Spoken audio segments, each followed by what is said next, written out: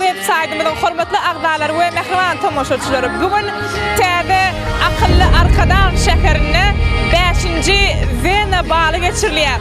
Bizem bu Vena balynyň ýürüýtesi üçin oňdan pursatlary ýazga geçirdik.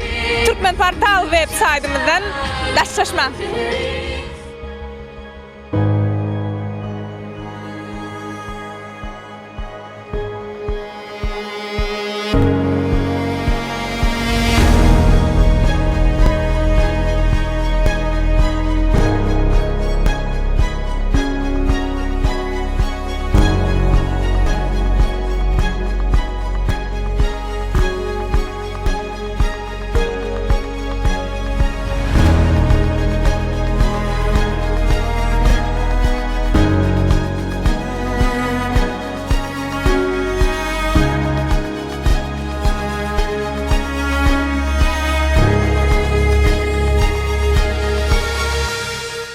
Здравствуйте.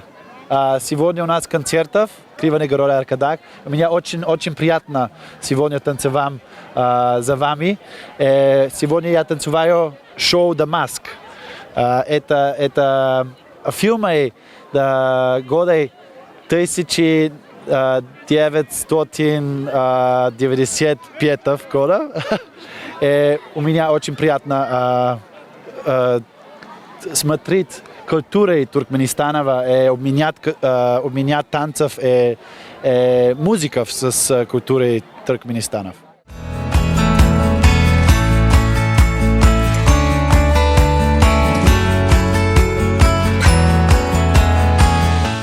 Я Расул Клычев, художественный руководитель и главный дирижер Государственного симфонического оркестра Туркменистана. Для меня сегодня честь выступить на 5-м Венском бале. Это для меня уже 3-й Венский бал, поэтому я очень счастлив принять с Государственным симфоническим оркестром участие. В программе у нас очень много разной интересной классической музыки. Наши певцы исполняют знаменитые вальсы туркменских композиторов. И знакомство с новыми певцами, которые приехали из Австрии, для нас тоже это большая честь. Это большой опыт совместный. Вольфганг Харрель, который тоже принимает участие как дирижер, является тоже основным дирижером венских балов, который проходит в этом году в Аркадаге. И у нас с ним сложилась большая дружба, и я очень счастлив, что мы вместе сегодня принимаем в таком уникальном проекте участие.